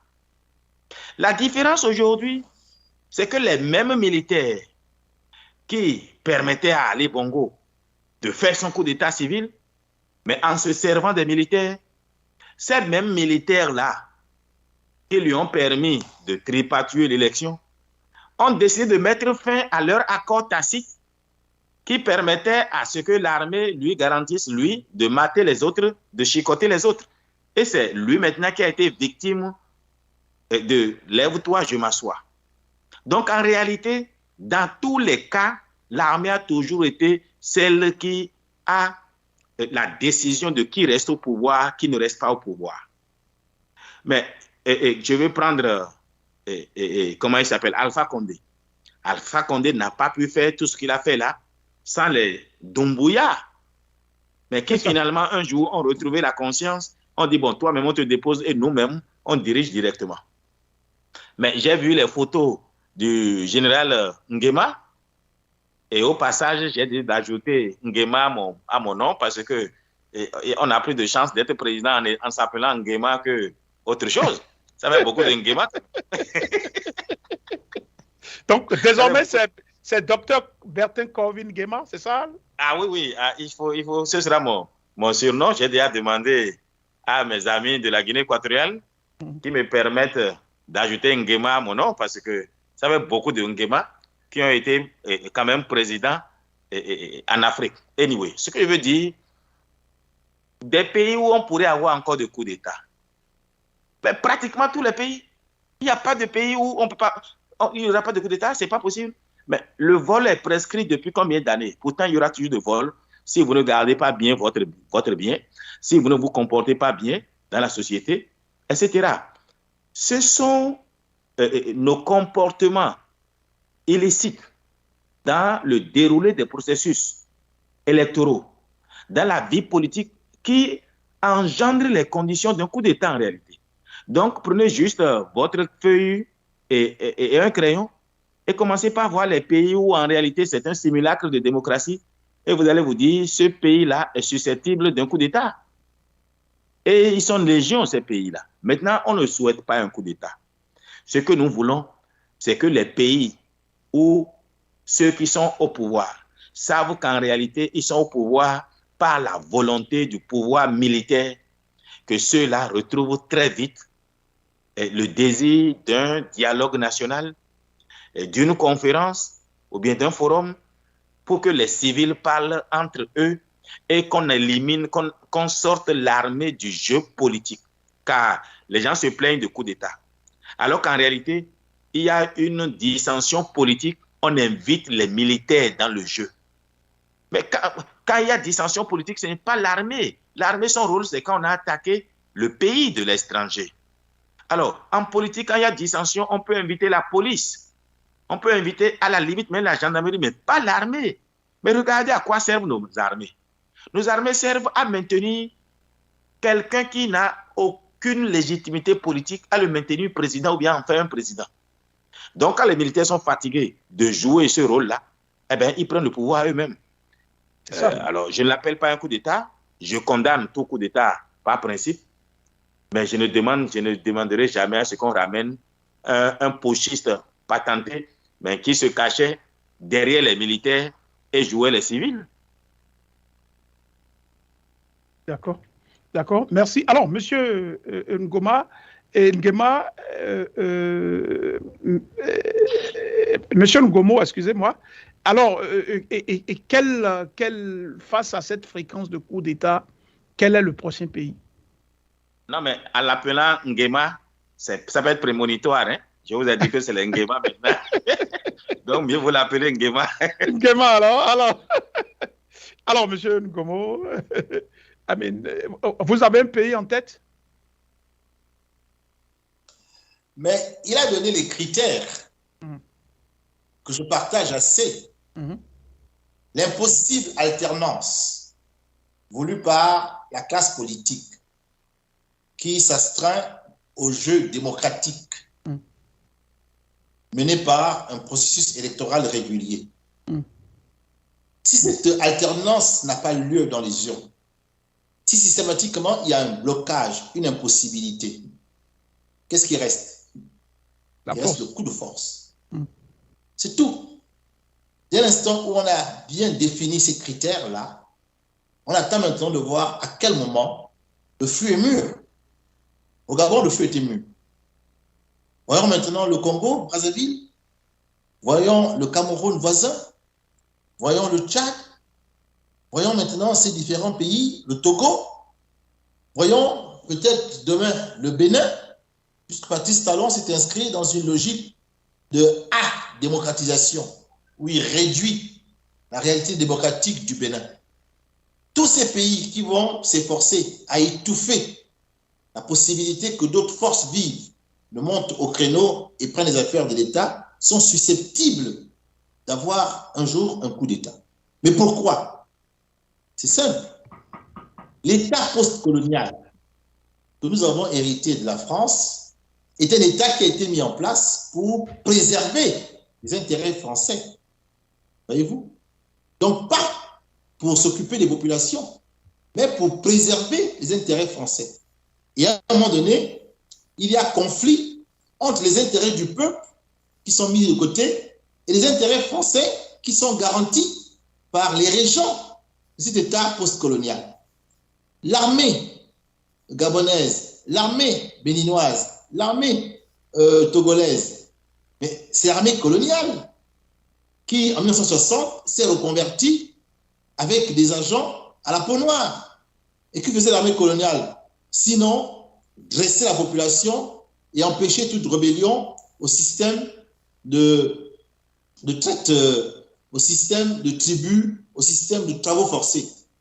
Ça a continué en 1960, lorsqu'on a les pseudo-indépendances, mais il y a simplement une mutation de peau blanche à peau noire. Mais le système de répression de l'armée contre le peuple qui voudrait se lever contre un État postcolonial au service de la France, ce système-là demeure jusqu'aujourd'hui. Il demeure jusqu'aujourd'hui. Voilà pourquoi nous avons, nous, en Afrique francophone, ces problèmes. Parce que la matrice dans laquelle nous évoluons est une matrice qui a été conçue ainsi. Quelle est la solution? Quelle est la solution pour en sortir? Alors, il y a une approche qui a été mise en place depuis 1960. Celle de croire que chaque pays pourra s'en sortir tout seul en se battant. Le Gabon de son côté, le Sénégal de son côté, le Mali de son côté, le Bénin de son côté. Mais ça fait 63 ans que nous essayons chacun de nous battre de notre côté contre la pure France africaine. Avec quel résultat? Aucun. Dès que le feu s'allume au niveau du Gabon comme maintenant, la France vient et éteint le feu.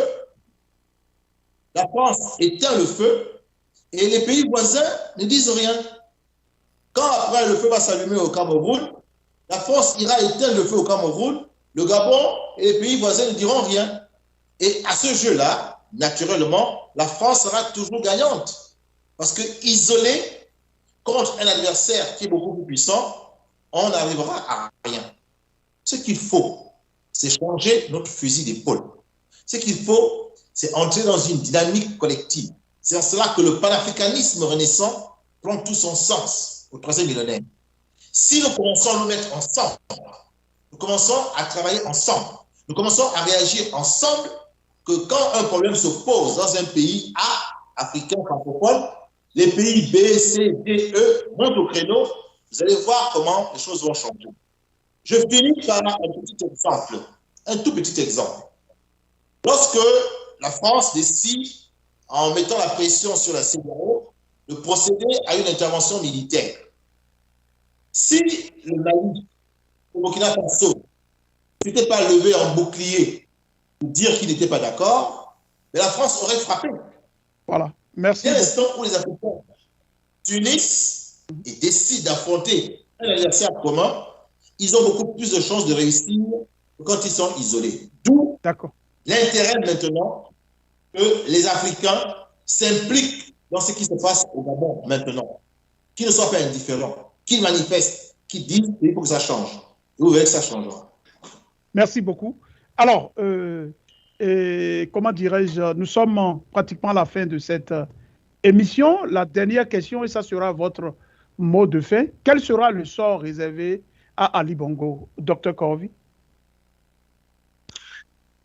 Voilà, donc nous allons prendre un seul appelant. Attendez, Dr Corvie. Alors, vous avez la parole, votre nom et votre position, s'il vous plaît.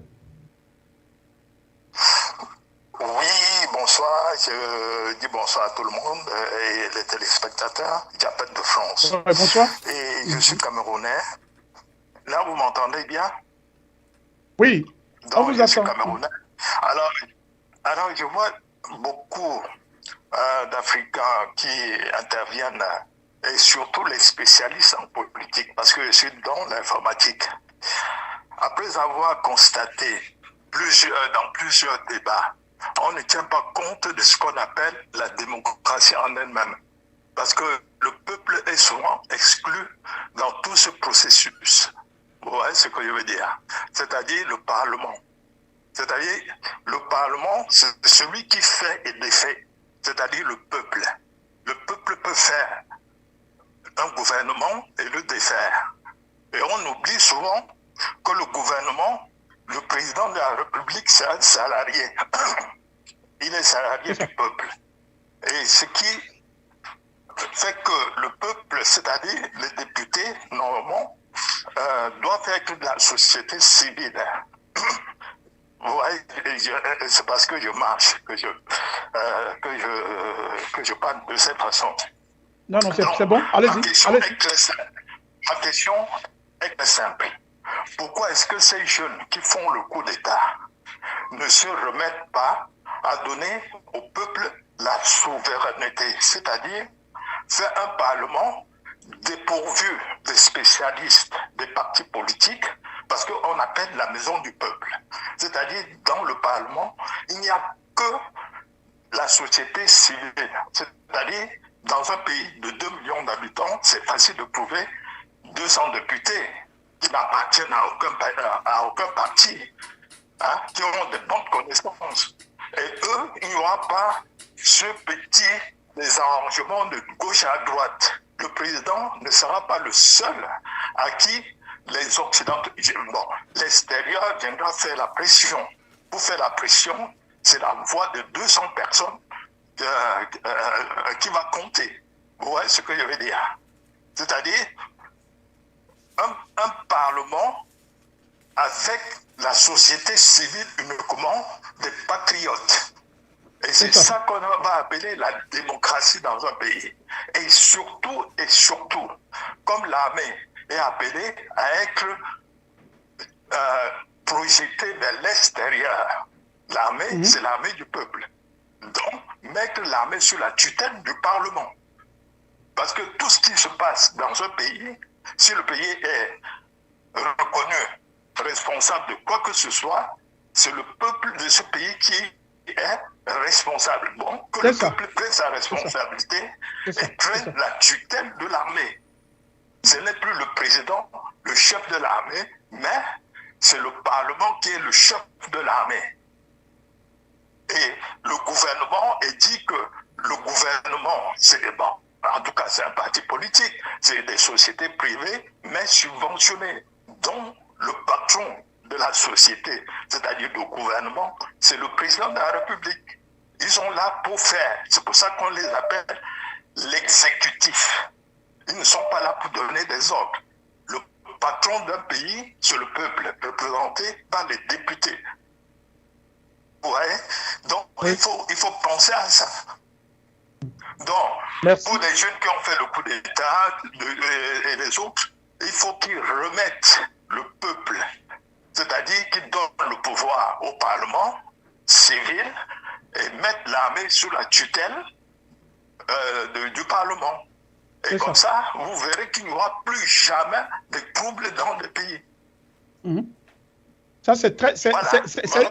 Merci beaucoup. Et à ce frère camerounais, hein, c'est une très bonne contribution. Alors, Dr Corvi, je pense qu'on avait discuté d'une approche pareille il y a longtemps. L'appelant est en train de décliner pratiquement comment l'armée peut intervenir au bénéfice du peuple dans une superstructure. Franchement, monsieur, si vous me permettez de vous couper, je vous dis tout simplement que le peuple, c'est le seul propriétaire, parce que beaucoup de gens disent souveraineté. La souveraineté, c'est un mot très simple. C'est-à-dire, c'est comme le titre foncier. Quand vous achetez un terrain, on vous dit, vous êtes propriétaire de ce terrain. Donc, dans tous les quartiers, dans le cas mondial, tous les voisins reconnaissent qui est le propriétaire, donc c'est le peuple. On ne donne pas la souveraineté, on dit que bon, voilà, le titre foncier appartient à tel propriétaire. Tout ce qui se passe dans cette zone, c'est vous qui êtes responsable. C'est ça la souveraineté. Merci vous voyez beaucoup. ce que je veux dire? Merci beaucoup. Bon, dans le truc Merci compliqué, beaucoup. les gens... Oui. Merci beaucoup. Merci. Alors, Dr Corvi, voilà, nous allons prendre, et ça sera le dernier. Et alors, le prochain appelant, s'il vous plaît. Oui, bonsoir. Bonsoir. Bonsoir. Oui, Oui. En fait, je me permets d'intervenir sur votre émission. Oui. Au regard de l'actualité politique et géopolitique en Afrique, tout ça. Moi, Oui. je pense en abondant dans le même sens que Vous mon appelez d'où? prédécesseur. Vous appelez d'où? Il faudrait... Ouais, j'appelle de la France. Ok, Du coup, merci. il faudrait que, en réalité, l'Afrique devienne un continent d'opinion représentative. C'est très important. Et quand je parle de continent, en réalité, un continent d'opinion représentative, ça voudrait dire tout simplement que le peuple doit être au cœur du développement, au cœur de tout ce dispositif-là. Et pour que le peuple soit au cœur de tout ce dispositif, qu'est-ce qu'il faut faire? Il faut l'éducation. Et cette éducation doit se faire dans les langues.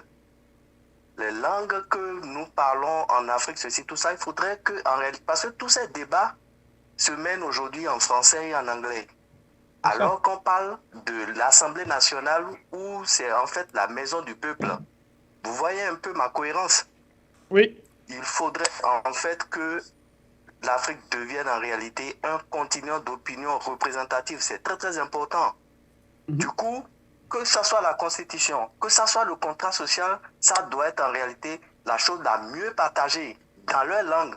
C'est très important. Vous verrez qu'il y aura plus d'engagement pour la chose publique et l'Afrique va changer parce que l'avenir de l'Afrique, l'avenir du monde plutôt, c'est en Afrique. Et on ne peut pas aller vers cet horizon sans passer par ce que je viens de dire. Sinon, en réalité, dans 5 ans, dans 10 ans, on va reprendre les mêmes choses. Les mêmes choses. Et ceux qui sont peut-être faibles aujourd'hui deviendront encore plus forts et viendront encore piller les ressources de l'Afrique. C'est très important. Merci beaucoup. Bonne soirée. Merci pour la contribution. Alors, Dr Corvi, répondez et donnez en même temps votre mot de fait. Votre micro est muté. Voilà, Dr Corby, vous avez entendu les deux appelants. Le premier a insisté sur une superstructure où il faut impliquer l'armée et comment dirais-je, en dessous du Parlement au sommet et pour quand même essayer d'avoir une intervention qui est parallèle par rapport à la volonté du peuple. Et l'autre a exigé pratiquement la communication dans nos langues que l'anglais ou le français. Donc, très rapidement, répondez à ces Africains qui apportent les solutions en vue de pallier à cette saga de coup d'État et à cette saga des dirigeants au niveau de l'Afrique. Très rapidement, nous sommes à la fin de cette émission et en même temps, votre mot de fin. Alors, vous n'avez pas oublié que dans une émission, il y a de cela 8 mois déjà, oui, j'avais dit qu'il fallait repenser notre contrat social. Voilà. Il faudrait que le président de la République ne soit plus le chef suprême des armées. Voilà. C'est à ce niveau-là que le problème se pose. Oui. Il faudrait que le président de la République ne soit plus le garant de la Constitution. Il faudrait que que l'armée soit la garante de la Constitution, mais qu'il lui soit interdit d'exercer le pouvoir au cas où l'armée doit faire l'arbitre entre des acteurs politiques qui ne s'entendent pas. Je me souviens bien que, c'est pas en Tanzanie, au Malawi, l'opposition voulait marcher et on a sorti la police contre le peuple. L'armée, le chef d'état-major général a sorti une division de l'armée qui a encadré l'opposition qui marchait et a empêché la police de les matraquer. Et quelques temps après, la Cour suprême a déclaré l'élection frauduleuse, a demandé de réorganiser les élections et le président qui était là a perdu les élections. Donc oui, ce qu'il dit est vrai. Mais maintenant, je voudrais aussi que vous vous souveniez que prendre la société civile et en faire des députés, mais ça c'est le PRPB, Kérékou l'a fait, les révolutionnaires l'ont fait souvent. Mais si vous n'avez pas des populations avec une éducation à la base, et quand je dis éducation, je ne dis pas d'aller apprendre français et anglais, non. Il faudrait des hommes qui aient de la vertu. Quand vous n'en avez pas, vous avez beau remplir le Parlement de tout ce que vous voulez, représentatif dans la société, ça ne produira rien de bon. On leur donnerait un peu de pain, un peu d'argent et ils seront corrompus. Le problème est la qualité des hommes que nous avons qui veulent leur servir dans le domaine non public. Combien les hommes, je prends par exemple quelqu'un qui n'a pas d'argent, il joue le fidèle, il critique tous ses copains qui ont des copines qui ont 2 femmes, il dit non, jamais, moi jamais. Le jour où il a de l'argent, il ramène 6 femmes à la maison. Il fait pire. Vous le connaissez. Il fait pire, oui. Donc, il faut faire très attention. Le PRP, on a expérimenté ça, le Parlement populaire. Je crois que ce serait utile, mais ce que je veux plutôt, et ce serait mon mot de fin, je voudrais que notre ami Ngomo, et nous allons travailler ensemble avec lui, qu'on donne une éducation civique et populaire, qu'on essaye, pas d'endoctriner, je n'aime pas ce mot, mais qu'on essaie de remplir le peuple gabonais, le peuple ivoirien, le peuple béninois, d'une autre façon de se penser, de se projeter dans le temps et dans l'espace. C'est de ça que l'homme noir a besoin. Et c'est important. Sinon, vous prenez un homme politique, mais s'il a des populations qui ne comprennent même pas quels sont leurs droits et leurs devoirs, eh bien, rien ne va se faire. Et c'est la faiblesse du processus démocratique qu'on a essayé. Nos populations ne savent même pas quels sont leurs droits. Je prends mon propre pays, le Bénin. Mais voici un peuple qui, parfois, quand il a des difficultés, tu lui dis, écoute, manifeste pacifiquement, parce que c'est ton droit. Exprime-toi pacifiquement, dans l'ordre de la discipline, dans le respect. Docteur Corby, ils ont peur d'être fusillés. Non, c'est faux. Non, aucune armée ne va tirer sur quelqu'un. La non-violence est une force que beaucoup ignorent. La non-violence, elle est terrible, elle est puissante. Mais le militaire même, Le militaire même est un être humain. Il ne va pas tirer sur les gens. Alors, voici un peuple, les peuples africains se comportent exactement comme quelqu'un qui est tombé dans un puits. Tu lui tends la corde pour sortir, il dit tu dois le payer d'abord avant qu'il ne sorte. La position de l'argent en politique, c'est ça aussi qui détruit nos démocraties. Donc, il y a un problème de pédagogie qu'il faut revoir au niveau des peuples. Alors, M. Ngomo, répondez à ces deux auditeurs et en même temps votre nom de la régie. La régie, nous avons un retour sur le plateau, s'il vous plaît. Alors, M. Ngomo, allez-y. La régie, s'il vous plaît, nous avons un retour. La régie, s'il vous plaît, nous avons un retour. La régie, nous avons un retour. Hein? La régie, nous avons un retour, s'il vous plaît. Alors, M.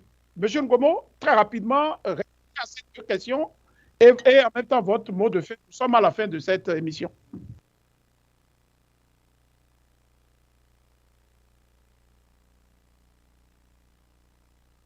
La régie, nous avons un retour sur le plateau. La régie, nous avons un retour sur le plateau, s'il vous plaît. La régie, nous avons un retour sur le plateau. OK, je pense que c'est... Au fait, il n'entend pas. Il n'entend pas, au fait. OK. La régie, nous avons un retour sur le plateau, s'il vous plaît. La régie, nous avons un retour sur le plateau. Alors, M. Ngomo, essayez de conclure. Essayez, on va voir. J'ai pas envie de conclure en parlant plus fort que la régie. Voilà, c'est ça. Il faut régler le problème de la régie d'abord. Voilà. Donc, la régie?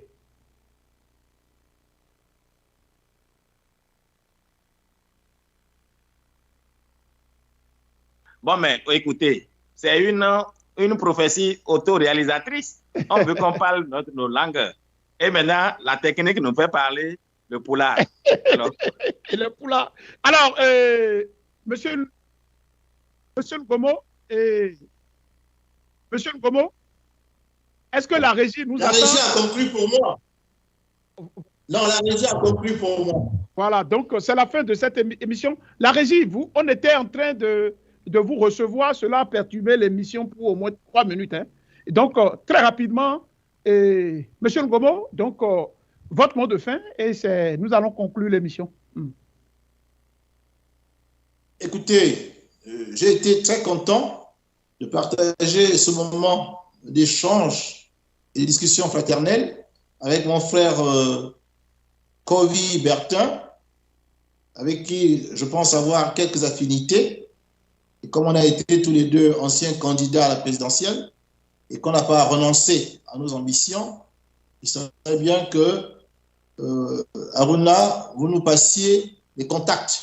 Absolument, je le ferai. Entretenir une relation intéressante. Je le ferai. Je compte beaucoup sur vous. Oui. Voilà, il faut effectivement que nous nous rassemblions, nous travaillions ensemble. Nous sortions des vases clos, des enclos dans lesquels la France nous a mis et entend toujours nous dominer tant qu'on ne comprendra pas la nécessaire ambition et l'urgent intérêt de se mettre ensemble.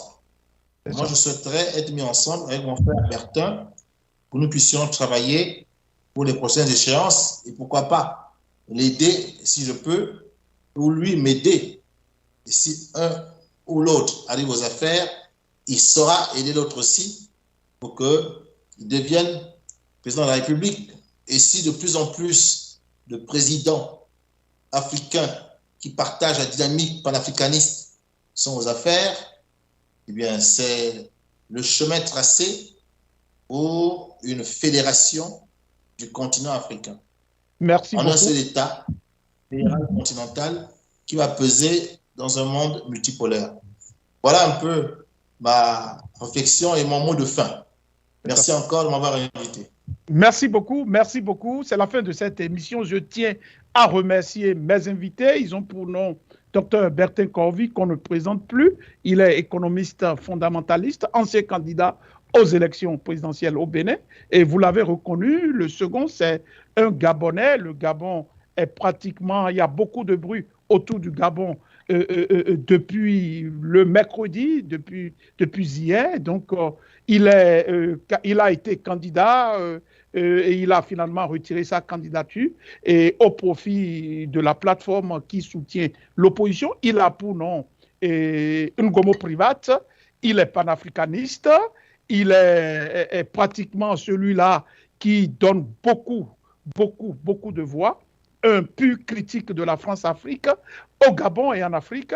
Donc voilà, ils ont été présents ici sur ce plateau pour en tout cas parler du Gabon, encore du Gabon. Ils ont fait beaucoup de bruit, mais pas du bruit dans le sens de ce que Ali Bongo veut, et dans un bruit pratiquement africain, un bruit révolutionnaire, un bruit en tout cas qui peint en tout cas l'Afrique de demain, l'Afrique aux Africains, l'Afrique avec les ressources africaines exploitées par les Africains. C'est de ça qu'il s'agit. C'est de ce bruit que nous avons eu à faire durant pratiquement plus d'une heure d'horloge. Donc, je les remercie vraiment pour leur contribution et en même temps, tous ceux qui ont appelé lors de cette émission et nous présentons nos excuses à ceux qui n'ont pas pu parler directement sur ce plateau. Donc, c'est la fin de cette émission. Je remercie pratiquement la partie technique pour cette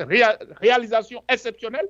Je remercie mes invités que je vais toujours avoir comme contributeurs sur ce plateau et dans cette émission et dans d'autres émissions pour quand même dire ce que de droit et édifier ces nombreux Africains en ce moment où l'Afrique est en train de changer. Tant mieux. Voilà, c'est la fin de cette émission. Encore une fois, je remercie mes invités. Le Gabon, aujourd'hui, semble en tout cas espérer, et on espère pour le Gabon, la dynastie Bongo est pratiquement enterrée, mais il y a un doute, pratiquement le génotype semble être toujours là. En tout cas, c'est un processus, c'est du chemin, comme l'a dit Private Ngomo, il faut du temps. La dynamique au Gabon est un peu différente de cette dynamique au Mali et au Burkina Faso. Donc, en tout cas, nous souhaitons du bien au peuple gabonais et je pense que les images ont montré que toute l'Afrique est restée fidèle dans le sens du peuple gabonais. Donc, merci, c'est la fin de cette émission. Je vais vous revoir dans une autre émission le dimanche, spécial édition Breaking News. Et à la semaine prochaine. Et bye bye. Au revoir. Merci. Merci beaucoup, monsieur.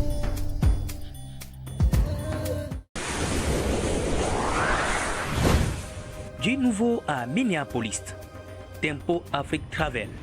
Vous voulez voyager? Achetez vos billets d'avion à l'agent de voyage Tempo Afrique Travel. Avec l'agent de voyage Tempo Afrique Travel, pas de problème de connexion, pas de problème de transfert de vol. Avec l'agent de voyage Tempo Afrique Travel, c'est le voyage en toute tranquillité, en toute beauté, de votre maison jusqu'à votre destination. Votre satisfaction est notre plaisir.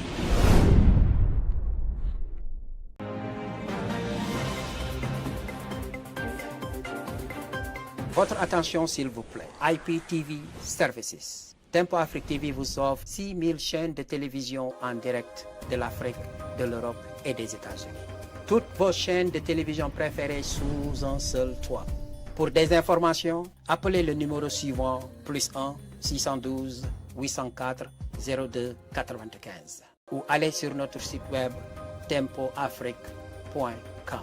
Achetez maintenant $193 pour toute l'année, plus l'expédition et le TV Box.